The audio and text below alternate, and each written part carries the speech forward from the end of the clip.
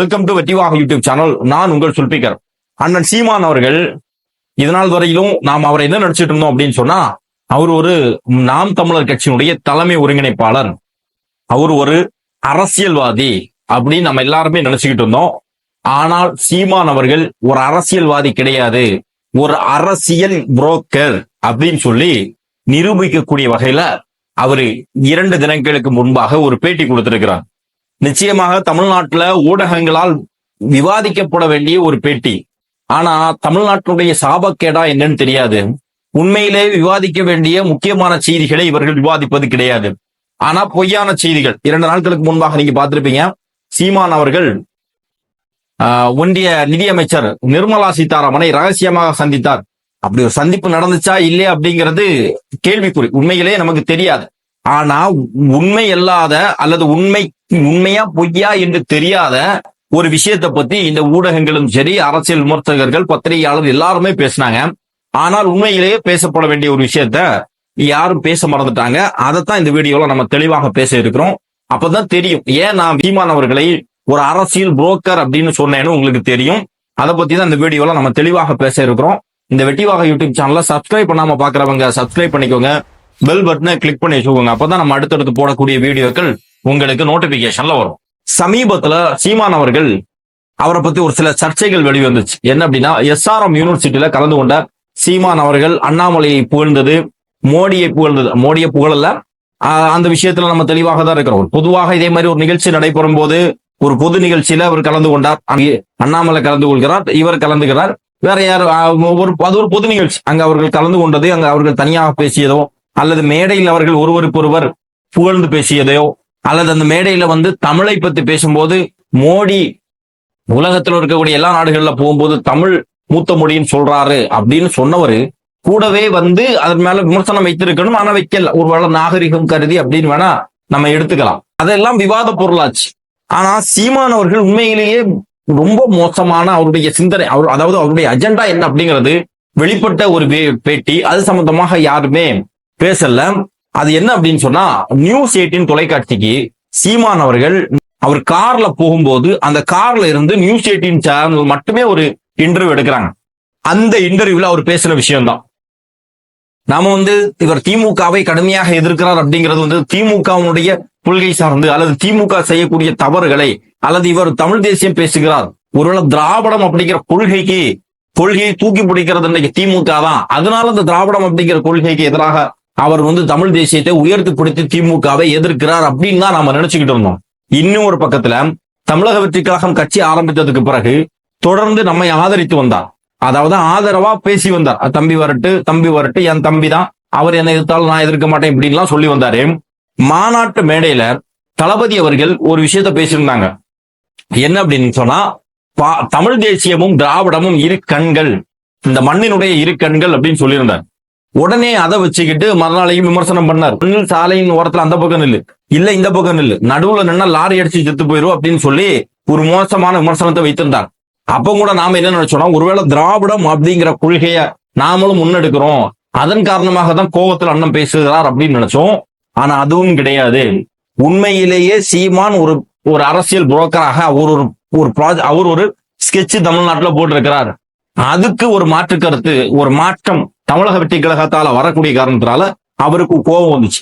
சரி, அவர் போட்டிருக்கக்கூடிய அந்த பிளான் என்ன அப்படின்னு சொன்னா, நாம் தமிழர் கட்சி ஆட்சிக்கு வருவதோ நாம் தமிழர் கட்சி அதிகாரத்திற்கு வருவதோ கிடையாது.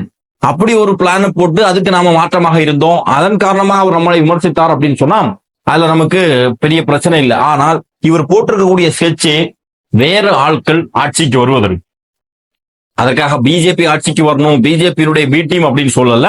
ஆனா இவர் போட்டிருக்கக்கூடிய பிளானே அப்படிதான் இருக்குது. அதற்கு தான் ஒரு சிறந்த எடுத்துக்காட்டு அண்ணனுடைய வாயிலிருந்து இந்த வார்த்தையை உதிர்த்திருக்கிறார். என்ன அப்படின்னு சொன்னா, அந்த பேட்டியில, அதாவது நியூஸ் 18க்கு கொடுத்த பேட்டியில கார்ல இருந்தே பேசுகிறார். அப்போ நியூஸ் 18ல அவர் கேட்கிறாங்க, நீங்க நிர்மலா சீதாராமனை பாத்தீங்களான்னு கேட்கும் போது அவரு சொல்றார், இல்ல நான் பார்க்கல, நான் பாக்குறதா இருந்தா தான் வெளியே சொல்லிட்டு போய் பாப்பனே, நான் ரஜினிகாந்த் அவர்களை சந்திச்சேன், சொல்லிட்டு போய் சந்திச்சேன், அதே மாதிரி சந்திப்பனே அப்படின்னு சொன்னார். அடுத்து என்ன கேள்வி கேட்கப்படுகிறதுனா, இப்ப திமுக ஒரு வலுவான கூட்டணி வச்சிருக்கிறாங்க, இப்போ எதிர்பக்கத்துல நீங்க பிரிஞ்சு நிக்கிறீங்க, அதிமுக பாஜக தனித்தனியா நிக்கிறாங்களே, இப்ப அதிமுக பாஜக கூட்டணி உருவாவதற்கு வாய்ப்பு இருக்கு, நீங்களும் இணைஞ்சா ஒரு பலமாக இருக்குமே அப்படின்னு சொல்லி கேட்கும்போதுதான் அண்ணன் ஒரு வார்த்தையை விட்டுருக்கிறாரு. அண்ணன் தனிச்சு தான் நிப்பேன், அதான் என்னுடைய கொள்கை, இவர்களோடு நான் நிக்க மாட்டேன் அப்படின்னு சொல்லிட்டு போனா பிரச்சனை கிடையாது. அண்ணன் பேசும்போது என்ன சொல்றாருன்னா, நீங்க கேளுங்க. அரசியல் சூழலை எப்படி பாக்குறீங்க? குறிப்பா பிஜேபி அதே போல ஏடிஎம்கே கூட்டணி வைத்தால் நீங்க எடப்பாடி அவங்களுக்கு சொல்லக்கூடிய கருத்தை என்ன எடுத்துக்கலாம்? அப்படி ஒரு சூழல் தமிழ்நாட்டில் என்ன ஏற்படுத்துன்றது? இல்லை, அவங்க ஏற்கனவே வலுவான அணி அவங்க அமைக்க தவறிட்டாங்கன்னு தான் நான் சொல்லணும். 21 அப்போ நான் அவரை சந்திக்கும் போது நான் என்னுடைய நிலைப்பாடு உங்களுக்கு தெரியும், நான் தனிச்சு தான் போட்டிடுவேன். இப்போ அதில் அதை அன்பாட்ட மறுத்தேன். இப்போ அம்மா ஜெயலலிதாட்டே நான் மறுத்தேன், உங்ககிட்டே மறுத்தேன், யார் கேட்டாலும் இல்லைங்க அது எனக்கு சரி வராது, என்னுடைய கோட்பாட்டுக்கு அது ஒத்து வராதுன்னு சொல்லிட்டேன். அப்போ நான் சொன்னது கொஞ்சம் வலுவான அணியாக நான் அன்னைக்கு தேமுதிகவை கூட வச்சுக்கிறேங்கய்யா, விட்டுறாதீங்கன்னு. அப்போ அண்ணன் தனியரசுக்கு கூட வச்சுக்கிறேங்க, அந்த மாதிரி ஆளுகளை சொன்னேன் நான். அப்போ அது செஞ்சிடலாம் தம்பின்னு அதை விட்டுட்டாங்க. அது குறைஞ்சது ஒரு 3 விழுக்காட்டில் தான் துவக்குறாரு அவரு. அது இவங்கெல்லாம் இருந்திருந்தா அப்போ அதை அடிச்சிருக்கோம். அந்த இடத்துல விட்டுட்டாங்க. அந்த தவறை இந்த வாட்டி செய்யக்கூடாது. 3 விழுக்காடுன்றது நீங்க 8 விழுக்காடு நீங்களும் பறிச்சிட்டீங்க. நீங்களும் ஏடிஎம்கே சேர்ந்தா வெற்றி அப்படிங்கிறது கிட்டத்தட்ட உறுதின்னு பாக்குறீங்களா? இது நான் இப்ப அவங்களோட சேர்ந்தா 8 இருக்காது. ஏன்னா நீங்க கூட்டணி வைக்கிற கட்சியில் நான் அண்ணன் பேசும்போது என்ன சொல்றாரு அப்படின்னா, 2026 தேர்தலை பத்தி கேட்கும் போது அண்ணன் என்ன சொல்றான்னா, நிச்சயமாக 2021 நான் சொன்னேன் ஒரு வலுவான கூட்டணி அமைங்கன்னு. யார்கிட்ட சொன்னேன்? அதிமுகவிடம் சொன்னேன். அம்மையார் ஜெயலலிதா இருக்கும் போது என்ன கூப்பிட்டாங்க, இவரும் ஐயாவும் என்ன கூப்பிட்டாங்க. ஆனா நமக்கு அதுல உடன்பாடு இல்ல, அது சரி வராது. ஆனா நீங்க ஒரு வலுவான கூட்டணி அமைங்க, தேமுதிகவை விட்டுறாதீங்க, தனி அரசை விட்டுறாதீங்க, சேர்த்துக்கோங்க அப்படின்னு சொன்னேன். கடைசியில ஒரு 3% ஓட்டு வித்தியாசத்துல தோல்வி அடைஞ்சிட்டாங்க அப்படிங்கிறாங்க. அப்போ நெறியாளர் கேட்கிறாரு, நீங்க ஒரு 8% எடுத்தீங்களே, நீங்க சேர்ந்திருந்தோம்னு சொன்னா அது ஜெயிச்சிருக்கலாமே அப்படின்னு சொல்லும் போது, இல்ல வாய்ப்பு இல்ல, எனக்கு 8% விழுதுன்னா நான் தனிச்சு நிக்கிறேன் அப்படிங்கறதுனாலதான் விழுது அப்படின்னு சொல்லி அண்ணனுடைய ஒட்டுமொத்த அஜெண்டாவையும் மைண்ட் வாய்ஸ் நினைச்சு வெளியில பேசினாரான்னு தெரியாது, ஆனா பேசிட்டார். உண்மையிலே இதுதான் விமர்சனத்துக்கு உள்ளாக வேண்டியது, பேசப்பட வேண்டிய பொருள். ஆனா யாருமே பேசல. இப்ப நான் அது என்னங்கிறத தெளிவா பேசுறேன். இப்போ இப்படி சொல்றாங்க, நாம கேள்வி என்ன கேட்கிறோம் அப்படின்னு சொன்னா, நாம் தமிழர் கட்சியில் இருக்கக்கூடிய சகோதரி ஃபாத்திமா ஃபர்கானா, அனீஸ் ஃபாத்திமா, அண்ணன் ஹியூமாயின், இன்னும் சொல்ல போனா நாம் தமிழர் கட்சியில் இருந்து நாங்கள் பிஜேபியை கடுமையாக எதிர்க்கிறோம், அதிமுகவை கடுமையாக எதிர்க்கிறோம் அப்படின்லாம் பேசக்கூடிய நபர்கள் நீங்க எல்லாருமே எனக்கு தைரியம் இருக்குதுன்னு சொன்னா இந்த வீடியோல நீங்க பதில் சொல்லணும். இல்லைன்னா தனியாக ஒரு வீடியோ போடணும். நான் கேட்கிற கேள்விக்கு நீங்க பதில் சொல்லணும். இப்போ நான் ஒரு பழக்கடை வச்சிருக்கிறேன், ஒரு சந்தையில ஒரு பழக்கடை வச்சிருக்கிறேன், மாம்பழ வியாபாரம் பாக்குறேன். என் பக்கத்துலயும் ஒருத்தன் பழக்கடை வச்சிருக்கிறான், அதே மாம்பழ வியாபாரம் பாக்குறான். இப்போ வாடிக்கையாளர்கள் வர்றாங்க. இப்போ நான் விற்கிறேன், என்னை தாண்டி ஒருத்தன் அந்த பக்கம் போனா சரி, அவரும் வித்துட்டு போட்டு, அவரும் ஒரு கடை வச்சிருக்காரு, அவருக்கும் பொழப்பு ஓடணும், அவர் வீட்லயும் குடும்பம் இருக்கு, குழந்தை குட்டிங்க இருக்குது, இதுல வரக்கூடிய வருமானத்தை வச்சுதான் அவன் சாப்பிடணும் அப்படின்னு சொல்லி தாராள மனப்பான்மையோடு ஒரு வியாபாரம் செய்பவர்கள் நடந்து கொள்ளலாம். அதுல மாற்றுக்கிறதே இல்லை. இப்ப எனக்கு விற்க வேண்டிய பொருள் எனக்கு விற்கல, என்ன தாண்டி நீங்க வரும்போது கூட இல்லைங்க எனக்கு போதுமான அளவுக்கு வித்துட்டேன், நீங்க அந்த கடையில வாங்கிக்கோங்க அப்படின்னு சொல்றது தாராள மனசுன்னு சொல்லலாம். அதே நேரத்துல நான் ஒரு கடை வச்சிருக்கிறேன், அதே பழக்கடை மாம்பழம் விற்கிறேன், பக்கத்துல இன்னொருத்தர் பழக்கடை மாம்பழம் விற்கிறார். என்னுடைய பழங்கள் நல்லா இருக்கு, நீட்டா இருக்கு, நல்ல ஃப்ரெஷ்ஷா இருக்கு. பக்கத்துல இருக்கக்கூடியவர் அழுகி போன மாம்பழத்தை அதிக விலைக்கு விற்கிறாரு. இப்போ உங்ககிட்ட ஒருத்தர் வராரு, வரும்போது உங்களுக்கு போதுமான வியாபாரம் நடந்து போச்சுன்னு வைங்களா, நீங்க பக்கத்துல இருக்கிறாரு அவர்கிட்ட பழம் இருக்குது அதை வாங்கிக்கோன்னு சஜஸ்ட் பண்ணுவீங்களா? மாட்டோம், யாருமே செய்ய மாட்டோம். ஏன்னா அது அழுகுற பழம்னு நமக்கு தெரியும். இன்கேஸ் ஒருவர் போய் அதை போய் வாங்க போனா கூட நம்மளால முடிஞ்சதுன்னா தடுப்போம், இல்ல அது வாங்காதீங்க அது அழுகி போன பழம் அப்படின்னு சொல்லி தடுப்போம். முதல்ல செஞ்சது மனிதாபிமானம். சரி, நமக்கும் கிடைச்சது, நம்மள மாதிரி இருக்கக்கூடிய இன்னொருத்தன் வாழணும் அப்படின்னு சொல்லக்கூடிய தாராள மனப்பான்மைன்னு கூட சொல்லலாம். ஆனா 2வது விஷயம் அப்படிங்கிறது, நம்மை நம்பி வரக்கூடிய வாடிக்கையாளர்கள், அவரையோ நம்மளையோ வாடிக்கையாளர்கள் அவர் மோசம் போயிடக்கூடாது அப்படின்னு சொல்லக்கூடிய முன்னெச்சரிக்கை நடவடிக்கை இப்படி நம்ம எடுக்குமா இல்லையா? இப்போ 2021 சட்டமன்ற தேர்தல், அண்ணன் சீமான் என்ன சொல்றார்? சீமான் தனியாக ஒரு படையை கட்டி தன்னுடைய கட்சி தொண்டர்களை எல்லா தொகுதியிலையும் வேட்பாளர்களாக களமுறைக்கு போட்டியிட வைக்கிறார். இது எதுவுமே தலைமை பணம் எல்லாம் கிடையாது. அந்தந்த கட்சியில போட்டியாளராக இறங்கக்கூடிய வேட்பாளராக களத்தில் இறங்கக்கூடிய ஒரு நபர்களுடைய காசு 5, 10, 100, 200 சொல்லி மக்களிடம் டொனேஷனாக வாங்கின காசு. இன்னும் வெளிநாட்டுல இருந்து திரள் நிதின்னு எல்லாம் சொல்றாங்க. இப்படி திரள் நிதியை பெற்று ஒரு அமௌண்ட ரெடி பண்ணி தேர்தல் களத்துல நோட்டீஸ் இதெல்லாம் அடிச்சு களத்துல நிக்குது நாம் தமிழர் கட்சி. அப்போ நாம் தமிழர் கட்சி என்ன எதிர்பார்க்கணும்? எதிர்கட்சியாக நிக்கக்கூடிய திமுக தோக்கணும். அதே நேரத்துல இந்த பக்கம் இன்னொரு கூட்டணி இருக்குது, இவர்களும் தோற்கணும். எப்படியாவது நாம வெற்றி பெறணும் அப்படின்னு நினைக்கிறது தானே தேர்தல் களம். அதுதானே முறை. ஆனா அங்க நாம் தமிழர் கட்சி சீமான் என்ன சொல்லியிருக்காருன்னா 2021 சீமானும் போட்டியிடுறாங்க, சீமானுடைய கட்சி தொண்டர்களும் போட்டியிடுறாங்க. ஆனா எதிர்கட்சி சீமானுக்கு நாம் தமிழர் கட்சிக்கு திமுகவும் அதிமுகவும் சரிசமம் தானே. அப்ப அதிமுக என்ன சொல்றாங்கன்னா நீங்க ஒரு வலுவான கூட்டணி அமைங்க அப்படின்னு சொல்லி. இது நாங்க சொல்லல, திமுக சொல்லல, சீமானே சொல்கிறார் நீங்க ஒரு வலுவான கூட்டணி அமைங்கன்னு சொல்லி. யாரு கூட? அதான் கிறிஸ்டே. யாரு கூட? பாஜக, பாட்டாளி மக்கள் கட்சி, தேமுதிக எல்லாம் தெலுங்கர் கட்சி தமிழ்நாட்டுல வளரவே கூடாதுன்னு சொன்னது சீமான். அந்த சீமான் சொல்லி இருக்கிறாரு தேமுதிகவை கூட சேர்த்துக்கோங்க அப்படின்னு சொல்லி அதிமுக வெற்றி பெறுவதற்கு வழி, அதாவது பிளான் போட்டு கொடுத்திருக்கிறாரு எடப்பாடி பழனிசாமிக்கு. இப்ப அதிமுக பாஜக கூட்டணி உருவாகணும், அது ஒரு வலுவான கூட்டணியாக உருவாகணும் அப்படின்னு சொல்லி அண்ணன் சீமான் விரும்பிய அந்த 2021 காலகட்டம் இருக்குதே, எப்படிப்பட்ட காலகட்டம்? இன்னைக்கு நாம திமுகவை தோல்வியடையணும், தோக்கடிக்கணும் அப்படின்னு சொல்லி முயற்சி பண்றோம். எதுக்காக? இந்த நாட்டுல சட்டம் ஒழுங்கு சரியில்லை, பெண்களுக்கு பாதுகாப்பு இல்ல, திமுக கொடுத்த ஒரு சில வாக்குறுதிகளை நிறைவேற்றல, திமுக நாடகம் ஆடுது, இப்படின்னு சொல்லக்கூடிய அதிருப்தியினுடைய வெளிப்பாடாக திமுக தோக்கணும்னு நம்ம நினைக்கிறோம். இன்னைக்கு சீமானும் அப்படி நினைக்கிறத நம்ம தப்பு இல்லைன்னு சொல்லலாம். ஆனா 2021 சட்டமன்ற தேர்தல் நடைபெறக்கூடிய காலம் எப்படிப்பட்ட காலம்? அன்றைக்கு பாஜகவும் அதிமுகவும் இணையணும்னு சொல்லி அது கூடவே பலப்படுத்தணும், தேமுதிகவும் கூட இணைஞ்சு பலப்படுத்தி இருக்கணும் அப்படின்னு அண்ணன் விருப்பப்படக்கூடிய சூழல் எப்படிப்பட்ட சூழல் தெரியுமா? 2016 அம்மையார் ஜெயலலிதாவுக்கு பிறகு, அம்மையார் ஜெயலலிதாவுடைய மரணத்திற்கு பிறகு 2016 இருந்து 2021 வரையிலும் தமிழ்நாட்டினுடைய அத்தனை நலன்களையும் தன்னுடைய கட்சியை காப்பாற்றுவதற்காக, தன்னுடைய அதிகாரத்தையும் தன்னுடைய பதவியையும் காப்பாற்றுவதற்காக ஒட்டுமொத்த தமிழர்களுடைய நலனையும் வட இந்தியாவுக்கு வித்தவர். வட இந்தியாவுக்கு வித்தாரு. நீட்டு பிரச்சனையாகட்டும், குடியுரிமை திருத்த சட்டமாகட்டும், இன்னும் எத்தனையோ அயோக்கியத்தனமான சட்டங்கள் ஒன்றிய அரசு நிறைவேற்றுவதற்கு முழுக்க சப்போர்ட் பண்ணது. தமிழ்நாட்டுல பாஜக வளருவதற்கு மிகப்பெரிய காரணிகளாக இருந்தது. பாஜகவில் இருக்கக்கூடிய நபர்களை விடவும் மோசமாக மதவெறி கருத்துக்களை அதிமுகவை சேர்ந்தவன் செய்தான். எல்லாத்துக்கும் மேல தூத்துக்குடியில நடைபெற்ற அந்த துப்பாக்கி சூடு மன்னிக்க முடியுமா? எப்படிப்பட்ட காலகட்டம்? 1.5 வருஷத்துக்கு முன்னாடி நடந்த சம்பவம். தூத்துக்குடியில ஸ்டெர்லைட்டுக்கு எதிராக போராடிய அந்த மக்கள் மேல, அதுல ஸ்னோலினுடைய வாயிலேயே துப்பாக்கி குண்டுகளை சுட்டு கொலை செய்த ஒரு கொலைகார மாபாதக ஆட்சி. என்ன நடந்துச்சு டிவி பார்த்து தான் தெரிந்து கொண்டேன் அப்படின்னு எடப்பாடி பழனிசாமி சொன்னார். அந்த அளவிற்கு ஆளுமை பொருந்திய ஒரு நபராக இருந்தார். கிட்டத்தட்ட தமிழ்நாட்டை பிஜேபியை கபலீகரம் செய்தது. பிஜேபி தான் அதிமுகங்கிற கட்சியே அழிச்சது. இது எல்லாமே சீமானுக்கு தெரியும். தெரிஞ்சுக்கிட்டே சீமான் என்ன சொல்றாரு அப்படின்னு சொன்னா, எப்படிப்பட்ட காலகட்டம்?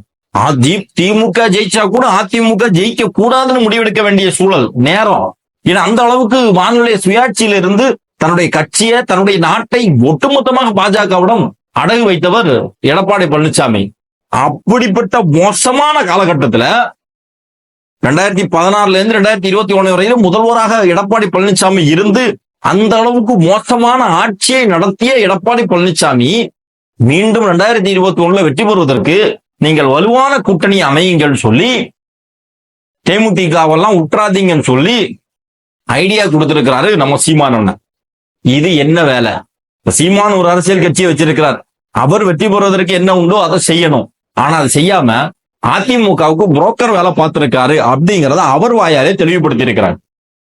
சரி, இப்ப நீங்க கேட்கலாம், இல்லைங்க அதிமுக தான் வெற்றி பெறணும் அப்படிங்கிற நோக்கம் இருந்துச்சு சொன்னா அவரும் சேர்ந்து அங்க இது பண்ணிருக்கலாமே, ஏன் பண்ணல அப்படின்னு சொல்லி அங்க கூட்டணி வச்சு நின்றுக்கலாமே, ஏன் பண்ணல அப்படின்னு சொன்னா அந்த காலகட்டம் அப்படிப்பட்ட காலகட்டம். அதிமுக மேல இருக்கக்கூடிய மிகப்பெரிய ஆன்டி இன்கம்பன்சி மிகப்பெரிய அளவுல இருந்துச்சு. அப்ப அது தன்னை பாதித்து விடக்கூடாது. ஆனா அதே நேரத்துல தனக்கு ஆட்சி அதிகாரத்துல வரணும், எம்எல்ஏ எம்பி எல்லாம் ஆகணுங்கிற நோக்கம் எல்லாம் கிடையாது.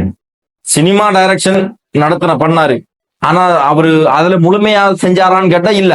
அதே மாதிரி அரசியல் இறங்கினாரு, இதையும் முழுமையா செய்யறாரான்னு கேட்டா இல்ல. ஏன்னா ஆட்சி அதிகாரத்துக்கெல்லாம் வரணுங்கிறது நோக்கம் கிடையாது. அதெல்லாம் வந்தா கூட உங்களுக்கு இந்த அளவுக்கு செல்வ செழிப்போட இருப்பாங்களான்னு தெரியாது. ஆனா அவருடைய நோக்கம் நிறைவேறுச்சு. அவர் ஒரு செல்வ செழிப்போட இருக்கிறார். எங்க போனாலும் பெரிய 5 ஸ்டார் ஹோட்டல்ல தங்குறது, பெரிய ஜிம்மு அப்படின்னு அவருடைய லைஃப் ஸ்டைல் வேற மாதிரி போய்கிட்டு இருக்கு. இப்போ கூட்டணி போய் வச்சோம்னு சொன்னா இந்த 8% ஓட்டுகள் வராது. இன்னும் தன்னை நம்பி ஏதோ ஒரு மாற்று சக்தி அண்ணன் அப்படின்னு சொல்ல. ஏன்னா சீமானு ஏன் ஓட்டு போடுறாங்க, நாம் தமிழருக்கு ஏன் ஓட்டு போடுறாங்க? பாஜகவை கடுமையாக எதிர்க்கிறார் வெளிப்படையா. அதே நேரத்துல திமுகவை எதிர்க்கிறார். திமுகவை பிடிக்காதவர்கள், பாஜகவை பிடிக்காதவர்கள், நாம் தமிழர் கட்சியினுடைய கொள்கையின்பால் ஈர்த்தவர்கள் ஒரு 50% பேர் ஓட்டு போடுறாங்கன்னா, நாம் தமிழர் கட்சியினுடைய கொள்கையில நமக்கு விருப்பம் இல்லாட்டா கூட இந்த திமுக, அதிமுக, பாஜகவிற்கு எதிர் மனநிலையில் இருக்கக்கூடியவர்கள் அங்க ஓட்டு போடுவாங்க. அப்படிதான் அந்த 8% ஓட்டு. அது சீமான் அவர்களுக்கு தெரியும். அதைத்தான் சீமான் சொல்றாரு, அது நான் கூட்டணி வச்சேன்னு சொன்னா இந்த 8% வாக்கு வராது அப்படின்னு. இப்பவும் என்ன சொல்றாரு அப்படின்னு சொன்னா, இந்த தேர்தலை நான் தனித்துதான் போட்டியிடுவேன், எனக்கு செட் ஆகாது அப்படின்னு சொல்லிட்டு இது எந்த கேள்விக்கு பதில் சொல்றார்? 2026 வலுவான ஒரு கூட்டணியா உருவாக்குவீங்களான்னு கேட்கும் போது 2021 அமைஞ்சிருக்கணும், அதை தவற விட்டுட்டாங்க அப்படின்னு சீமான் சொல்றார். அப்ப அவருடைய நோக்கம் என்ன? 2026 வலுவான கூட்டணி உருவாக்கணும். அதாவது அதிமுக, பாஜக, தனியரசு போவாரான்னு தெரியாது, அந்த ஆளு கொஞ்சம் மானரோசம் உள்ள ஆளு. அதிமுக, பாஜக, தேமுதிக, இந்த பாட்டாளி மக்கள் கட்சி இவர்களெல்லாம் இணைந்து திமுகவிற்கு நேர் எதிராக நிக்கணும் அப்படிங்கிற மனநிலையில் அவர் இருப்பதை அவர் வெளிப்படுத்தி இருக்கிறார். அப்ப இதுல இருந்து என்ன தெரியுது அப்படின்னா, இவர் பாஜகவை எந்த அளவிற்கு கொள்கை ரீதியாக, சித்தாந்த ரீதியாக எதிர்க்கிறார். நம்ம எல்லாருமே பாஜகவை கொள்கை ரீதியாக இருக்கும். ஆனா சீமான் பாஜகவை கொள்கை ரீதியாக எதிர்க்கிறாரா? கிடையாது. அரசியல்ல பல மாற்று கருத்துக்கள் இருந்தாலும் நேர்ல பார்க்கும்போது அண்ணன் தம்பியா பழகிறது மாற்று கருத்து இல்ல, நேர்ல பழகுறதுல பிரச்சனை கிடையாது. ஆனால் சீமானே சொல்லியிருக்காரு, விஜய் அவர்களை பத்தி பேசும்போது சீமான் என்ன சொன்னார்? அது அண்ணன் தம்பி வேற, ஆனால் எதிரி தான் சொன்ன சீமான் அதே மனநிலையில் அண்ணாமலையோட பாஜகவோட இருக்கிறாரா? இங்க அதான் கேள்வி. இப்பதான் இன்னொரு விஷயத்துக்கு நமக்கு ஒரு விடை கிடைக்குது. மாநாடு வரையிலும் தமிழக வெற்றி கழகத்தை ஆதரித்து வந்தவர் அண்ணன் சீமான் அவர்கள். மாநாட்டிற்கு பிறகு மறுநாளே இவருடைய மனநிலை மாறியதற்கு காரணம் என்ன? தமிழ் தேசியமும் திராவிடமும் இந்த மண்ணின் இரு கண்கள்னு சொன்னதா அப்படின்னு கேட்டா இல்ல. சீமான் என்ன நினைச்சார்னா, தளபதி அவர்கள் பெரிய அளவுல தனக்கு இவர்கள் தான் எதிரின்னு சொல்லி காட்டாம பொதுவாக ஒரு அரசியல் அப்படி செஞ்சுட்டு போயிருவாரு அப்படின்னு நினைச்சாரு. ஆனா தெளிவாக தளபதி அவர்கள் அங்க பாயிண்ட் அவுட் பண்ணி காமிச்சிட்டாரு, நம்முடைய கொள்கை எதிரி பாஜக அப்படின்ட்டாரு. ஏன்னா ஏற்கனவே இவர் பெரியாருக்கு மாலை, பெரியாருடைய பிறந்த நாளுக்கு மாலை அணிவித்ததெல்லாம் உங்களுக்கு தெரியும் சீமானுக்கு, மாநாட்டுக்கு முன்பாகவே. அப்பவும் சீமான் தளபதி அவர்களை ஆதரித்தார்கள். அப்போ உங்களுக்கு தெரியுது இவர் பெரியாரை கொள்கை தலைவராக ஏற்றுக்கொண்டிருக்கிறார் அப்படின்னு சொல்லி. அப்பவே நீங்க ரியாக்ட் பண்ணிருக்கணும், ஏன் இவர் இன்னைக்கு பெரியாரை எதிர்க்கிறார் அப்படின்னு, பெரியார் ஆதரிக்கிறார், பெரியாருடைய பிறந்த நாளுக்கு ஏன் போறார் அப்படின்னு எதிர்த்திருக்கலாம். ஆனா எதிர்க்கல. மாநாட்டுல தமிழ் தேசியமும் திராவிடமும் இரு கண்கள்னு சொன்ன உடனே மிகப்பெரிய அளவுல கோபம் தளபதி அவர்களுக்கு எதிராக பேசினாங்க நம்ம நினைக்கிறோம். ஆனா அது கிடையாது. என்ன விஷயம் அப்படின்னு சொன்னா, தளபதி அவர்கள் இங்க தெளிவாக சொல்லிட்டாரு, பாஜக அது மதவரி கும்பல், இந்த பாசிச கும்பல் நம்முடைய கொள்கை எதிரின்னு சொல்லி பிரகடனப்படுத்திட்டார். இது சீமானுக்கு மிகப்பெரிய வைத்தறிச்சலை மீண்டும் கிளப்பி இருக்கிறது. பாஜகவுடைய வீட்டையும் சீமான் நம்ம சொல்லல, ஆனால் பாஜக அதிமுக கூட்டணி தமிழ்நாட்டிலே உருவாகி அது ஒரு குறிப்பிடத்தகுந்த வெற்றியை பெற்று திமுக அதன் மூலமாக தோல்வி அடையணும் அப்படின்னு நினைக்கிறாங்க. இப்ப நான் இருக்கிறேன், தமிழக வெற்றி கழகம் வெற்றி பெறணும், முதல்வரை அடுத்த முதல்வராக தளபதி வரணும்னு நினைக்கிறது என்னுடைய சுயநலம், இந்த கட்சியினுடைய நலனுக்காக, இந்த மக்களுடைய நலனுக்கு. நான் நம்புறேன் அவர் முதல்வராக வந்தா இந்த நாட்டு மக்களுக்கு நன்மை நடக்கும், நல்லது செய்வோம், திமுக மாதிரி நாடகம் ஆட மாட்டோம் அப்படின்னு நான் நினைக்கிறேன், நம்புறேன், அதுக்காக பேசுறேன். நாம் தமிழர் கட்சியில் இருக்கக்கூடிய பேச்சாளர், நாம் தமிழர் கட்சியில் இருக்கக்கூடிய நிர்வாகிகள் இடும்பாவனம் கார்த்திக், சாட்டை, அனீஸ் பாத்திமா, ஃபர்கானா, இவர்கள் எல்லாம், பாத்திமா ஃபர்கானா, ஹியூமாயின் அண்ணன், இவர்கள் எல்லாம் என்ன நினைக்கிறாங்க அப்படின்னா, நாம் தமிழர் கட்சி ஆட்சிக்கு வரணும். அதிமுக, பாஜக, திமுக எல்லாருமே தோற்று நாம் தமிழர் கட்சி ஆட்சிக்கு வரணும். இப்ப ஆட்சிக்கு வருவதற்கு இடைஞ்சலாம் யார் இருக்கிறாங்கன்னா, இளைஞர்களுடைய வாக்குகளை பெறக்கூடிய தமிழக வெற்றி கழகம் இருக்கிறது. அப்ப தமிழக வெற்றி கழகம் தோக்கணும், தோத்து நாம் தமிழர் கட்சி வெற்றி பெறணும்னு நினைக்கிறது அவர்களுடைய சுயநலம், அவர்களுடைய கட்சியினுடைய நலன். அந்த கட்சி ஆட்சிக்கு வந்தா நாட்டு மக்களுக்கு நன்மை செய்யும்னு சொல்லி நம்புறாங்க. அதன் காரணமாக பேசுறாங்க.